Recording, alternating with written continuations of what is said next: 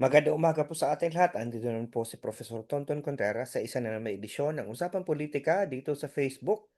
Para sa mga friends ko live at para sa mga followers ko siyempre team replay na lang po kayo. Salamat po sa pagtiyatiyaga na maghintay ng replay at pati na rin doon sa aking mga loyal na mga subscriber sa aking YouTube channel. Araw po ngayon ng paggunita natin sa People Power EDSA. Ayoko pong tawagin EDSA People Power Revolution ito. Kasi taliwas po ito sa mga inaaral namin sa political science at sa mga tinuturo ko. Kasi po, ang revolusyon po ay isang malawakan, struktural na pagbabago, radikal na pagbabago. Ibig sabihin niya yung pagbabago hindi lamang nagpalit ng liderato. Mismong sistema ang in-overhaul. Alam naman natin nung EDSA, nung 2020s, nung nangyari sa EDSA, ay hindi man po yun talaga revolusyon. Yun ay pag-aalsa na patalsik si dating Pangulong Marcos Sr. pero ang Pilipinas na natiling ganun pa rin na struktura. So, hindi po yan ang topic na pag-uusapan natin sa ngayon. Bagamat dapat natin ginugunita, gunitain natin ng tama. Hindi po yung paggugunita natin may kahalong patang-isip, di ba? Significant naman po itong bahagi ito ng ating kasaysayan, hindi natin dapat yan tinatanggi. Pero yung tawagin siyang isang revolusyon, yan po ang hindi ko matanggap, sapagkat hindi po siya revolusyon ayon sa teorya at ayon sa mga pamantayan na tinuturo namin sa political science. Lalo na ako na political theory ang tinuturo ko. At ang tinuturo ko yung politika ng karahasan, politics of violence. So, isa yan sa mga, yan sabi, hindi ko naman sinasabing expertise, pero mga area ng aking espesyalisasyon sa political science. So, ang pag-usapan po natin ngayon na nangyayari sa The Hague, kasi kahapon ay ikalawang araw na ng pagdinig sa confirmation of charges hearing na mga crimes against humanity na isinampa na kaso laban sa dating Pangulong Duterte. At sa ikalawang pagkakataon, ikalawang araw, nakita natin yung mga detalye ng mga kasong isinampa sa kanya. Meron pong tatlong counts. Yung unang count na sinampa sa kanya yung kanyang mga ginawa na labag sa alituntunin ng international law sa nung siya ay mayor pa ng Davao. Yung count 2, yan po yung mga ginawa niya na mga pagpatay sa mga high valued targets, to neutralize the high valued targets na kasama doon sa Oplan double barrel. At yung count 3, ito naman yung mga pagpatay ng mga ordinaryong mamamayan, ito yung napaloob sa Operation Tukhang, na yun din yung kabila, yung double barrel. So, inilabas ng prosecution yung kaso, detalyado. At ito ay sinagot nung Lunes ng kampo ng abogado si Nicolas Kaufman yung abogado ni dating Pangulong Duterte, yung depensa. At sa isang objective na pagtaya, klarong-klaro talaga na mayroong probable cause. Magtataka talaga ako kung ito ay hindi makakadiretso sa trial. I have no doubt that this will be confirmed. The charges will be confirmed with the kind of detail na inihayag ng mga abogado ng prosecution nung Lunes sinimulan hanggang kahapon. Maraming nagtatanong bakit daw dalawang grupo ng abogado yung sa nagsasakdal kasi yung isa yung prosecutor ng ICC. Yung isa naman, iyon yung mga abogado ng mga biktima. Doon po kasama si Atty. Butuyan. At yung abogado naman sa kabila, ang pinuno-puno na yung prosecutor na si Nyame, ah, assistant prosecutor, the ICC prosecutor. Ah, na, ang malinaw kasi dito, hindi pa naman kailangang i-firm up yung evidence ng beyond reasonable doubt. Ang dapat ipakita lamang dito may grounds na pwedeng litisin at nakita naman natin na talagang nagsusumigaw. Alam mo sa totoo lang nung pinapanood ko yung mga testimony tapos nakikita ko yung mga statements ng mga witnesses at muling naibalik sa akin yung mga picture, dini-describe yung mga pagpatay. Talagang nanlumo ako. At saka ang compelling sa akin yung imahe na pinakita, yung mapa ng Pilipinas unti-unting gumagalaw, nakikita mo yung saklaw ng mga krimeng ginawa, yung mga act na ginawa ng mga hindi makatarungang pagpatay. Bumalik sa ala-ala ko nung panahon na ako ay nasa kampo pa ng mga Duterte. Yun, hindi ko naman yun tinatanggi. From 2016 to as early mga 2017, I was still part of, well, the DDS. People called me a part of the DDS. Although I was not a diehard one. I had my non-negotiable, kaya nga umalis ako eh. So, yung mga DDS na mga enabler na yan, puro ko yan na-meet na personally, di ba? Naging ano pa nga ako noon eh, naging parang host pa ako ng isang special show na yung merong gina-justify yung mga numbers na hindi naman talaga massive yung pagpatay, etc., etc.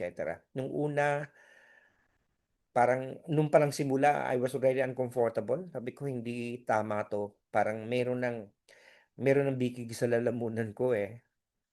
Na parang, and when, buti na lang natapos yung maikling serye na yun, na kung saan pilit na hinihilot na yung numbers habang binabasa ko parang hindi na to totoo.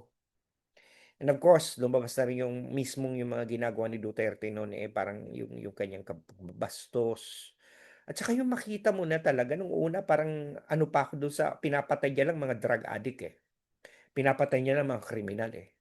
Pero the more that I was immersed with what I was reading, what I was made to read, what I was looking at, it was no longer tenable to me. Parang sabi ko, hindi na tama ito. Ito ay isa ng paglabag sa karapatan talaga. And so that is why I left. Of course, kasama diyan syempre yung mga hindi ko na nagugustong ginawa ng mga vlogger na mga DDS. Pinutatakti nga to, pinagtulungan ako ng mga yan eh. Wala naman sila, hindi sila umubra eh. Kaya nga ngayon eh, kahit anong sabihin ko eh, hindi ko naman sila pinapatulan na, pero alam ko ilang yang mga yan eh. Kasi hindi ko naman sila uurungan pagdating sa mga debate, di ba? And so the thing is, bumalik yun sa alaala ko, yung parang sabi ko, grabe. Talagang ah, parang sabi ko, nakaka-guilty talaga. Kaya muli ako humingi ng pamanhin na for a moment in my life, I enabled somewhat this kind of presidency. That kind of presidency. I I I I I almost fell in the abyss. Kaya nga nung sinasabi ni Salvador Panelo na boring daw yung mga testimony, napamura talaga ako eh. Namura ko talaga itong matandang ito na kababayan ko pa man din. Nung pinagsasabi ni Panelong boring, naboboringan ka na makita mo yung mga mas maririnig mo yung mga pinapatay, yung mga kabataan na nilagyan ng masking tape ang mukha, yung packing tape para pag sinakal ay hindi magsisigaw. Anong klase yun? 'Di ba? Na masabi pa na boring. Doon mo talaga masusukat yung kung hanggang saan na yung lalim ng ikinasadlak. Hanggang gaano na kalalim ang pagkalubog sa kawalan ng humanity ng mga taong ito. Tawagin mong boring habang sinasalaysay yung mga krimen dahil paulit-ulit na daw, natural. Paulit-ulit na kasi hindi naman ngayon lang nailantad, ngayon lang napagbigyan. Dati-rati pinag-uusapan lang sa media, sinasabi lang ng mga ano, mga sinasabi lang sa mga sa press, 'di ba? Sa social media lang yan nakapost. Pero for the first time ngayon lang ito sa korte pinag-uusapan, Salvador Panelo. Bakit sa Pilipinas ba? Napag-usapan ba natin 'yan sa isang open court? Yung mga ganyan? You know, at meron ka pang mga maririnig na mga talagang yun nga, dapat daw sa Pilipinas nililitis ang 'yan sapagkat tayo naman may mga korte. Ayun, yung minorya sa Senado, may gano'ng klase ng petisyon, resolusyon. Ako dati ganyan din ang aking pag-iisip. Nilalabanan ko rin 'yan, may mga statements pa ako diyan, naka-post pa sa social media, pagbabalikan niyo na jina-justify ko na kaya naman natin. Kaya naman natin dito sa Pilipinas, bakit do'n pa sa ibang bansa? Until na-realize ko na hindi ito ordinaryong mga kaso, ito, ang kinakasuhan mo dito mga senador, ang kakasuhan mo dito ang presidente ng dating presidente ng Pilipinas. At mismong si Justice Secretary, dating Justice Secretary, Crispin Remulla na ngayon ay ombudsman na nagsabi na talagang parang nilinis ang ebidensya. Walang police report. Paano ka magkakaso kung walang police report? Tayo dito sa Pilipinas, sa mga korte natin, yan ang hinihintay, police report, mate-technical ka. Anong gagawin mo sa mga witnesses ay takot, 'di ba? Eh, yun na lamang mga pamilya ng mga biktima, eh, hinaharas ng mga DDS, 'di ba? Oh, tapos yung mga autopsiya nawawala o kaya hindi man ay dinoktor, ang daming namamatay because of ang kinamatay ay heart attack samantalang may bullet wound sa ulo, may tama ng baril sa ulo pero ang kinamatay heart attack, 'di ba? So, anong gagamiting ebidensya? Rolante Marcoleta, anong gagamiting ebidensya? Alan Peter Cayetano. Bakit ngayon kayo nag-iingay na ang pinoprotektahan niyo ang inyong kasamahang si Bongo at saka si Bato de la Rosa, eh, ba't nung panahon na ang mga biktima ay mga ordinaryong mamamayan, nasaan kayo? Ikaw, Alan Peter Cayetano, pinagtanggol mo pa 'yan sa international media, 'di ba? Nakakakilabot kayo, eh, 'di ba? So yun, dun ako nanlumo na boring. What the F are you talking about? That it is boring, 'di ba? Alam mo, tama yung sinabi ni Attorney Butuyan. Maraming mga clone si Duterte. Ang isa sa mga kasalanan ni Duterte, namagid ko na 'to in the past, ang mga tao na mga law-abiding, mga propesyonal, tinurn niya into monsters, tinurn niya into clone. Mga taong may mga natapos naman, may mga propesyon, pero pumapalakpak sa pagpatay, binigyan ng katwiran ng pagpatay. Andiyan yung mga doktor, ang iba sikat pa sa kanilang mga larangan. Kaya na akong ngangalanan, ano, mga doktor 'yan, ang iba diyan kakilala ko, kaibigan ko pa o kamag-anak ng kaibigan ko. Nanumpa, do no harm. Nanumpa ang mga doktor na ito, kahit pa yan kriminal gagamutin nila. Pero at the same time, mga nakauniporme pa yan, they enabled the war on drugs. They cheered Duterte when he was killing people. These are doctors who are supposed to save lives. And then you have lawyers, mga abogado na dapat nasa side ng batas. Pinipilit hilutin ng batas para mabigyan ng katwiran ang ginawang pagkakamali. And of course, we have the religious people.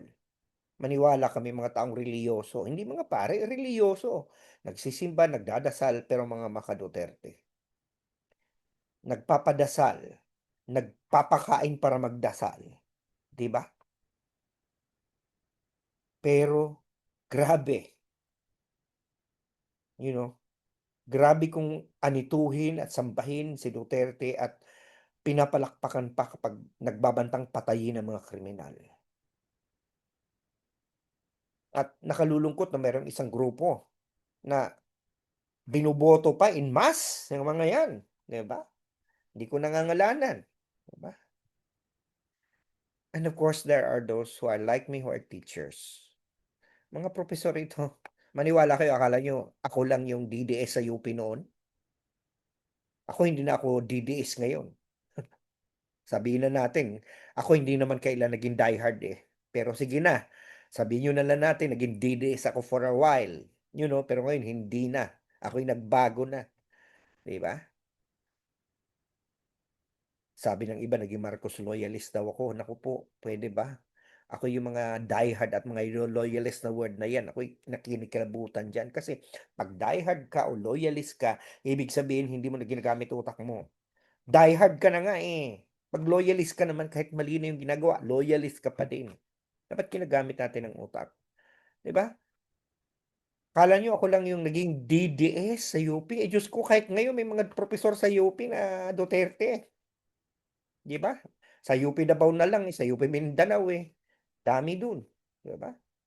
Oh, ginagalang ko naman ang kanilang pananaw, pero sa at the same time hindi ko naman sana magalang nila ang pananaw ko na sabihin kong parang ako'y nalulungkot, alam mo nanggaling ako diyan, alam ko ang pakiramdam,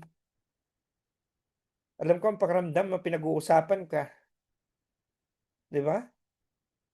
Pinagdaanan ko 'yan, ako ay, dahil sa aking mga pulitika ako ay, gusto ng ipatanggal sa Lasal, pinagdaanan ko 'yan. At ngayon ko naintindihan na yung mga galit sa akin noon, kung saan din sila nanggagaling. Although I'm not going to go to the extent of forcing people to fire you, I am not going to stop people from being hired because of their politics. Hindi ko gagawin yung ginawa sa akin. Na nung pagbalik ko sa UP maraming humarang dahil ako ay maka-Marcos daw at maka-Duterte. Hindi ko gagawin yun kasi alam kong mali. I'm not going to prevent people from being hired or I'm not going to push for people to be fired. But at the same time, I hope you will not prevent me for saying there is something wrong with your politics. Di ba? And I disagree with it. Yung bang, ano bang, bakit nasisikmura ninyo na natuturo kayo sa estudyante ng liberalism, ng rights, ng critical thinking, pero pagdating kay Duterte nawawalan kayo ng critical thinking. Of course sasabihin nila, critical thinker kami kasi si Marcos at saka si ano, mga liberal ang kini-criticize namin, hindi si Duterte. Ang point ko doon, paano niyo nato-tolerate yung pagpatay, 'di ba?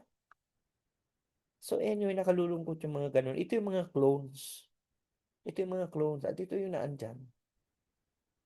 So, nababasa natin ito patuloy sa social media and so talagang gano'n. Anyway, so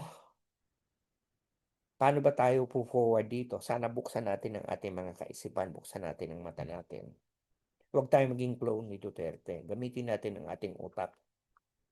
At dahil yan ay libre, kasi pag hindi natin yan gamitin, yan ay mapupurol. Siya nga, sige na, sana nakapagturo ko sa iyong kaisipan, napulos ko yung mga puso at napabago ang mga panahon sa buhay, lalo sa usapang politikal dahil sabay sa kanang Rizal, teach mind, touch, certain time home lines.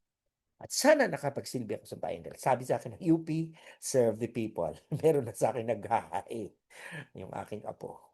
O, sige na, ingat na po tayo lagi. Sa Biyernes, magkwentuhan ulit tayo. Gunitain natin ang EDSA sa tama. Ha? Mali ho ang sabing ito revolusyon, hindi po ito naging revolusyon. Sige. At huwag po tayong mga maging clone na kahit kanino, huwag maging loyalista, huwag maging diehard, maging critical. Isa. Laging sinasabi, UP namin mahal. Ani mula sa magandang umaga, magandang tanghali, magandang hapon, magandang gabi. Saan man kayo naroon sa mundo. Lalo na sa mga team replay. Bye for now. Talk to you Friday.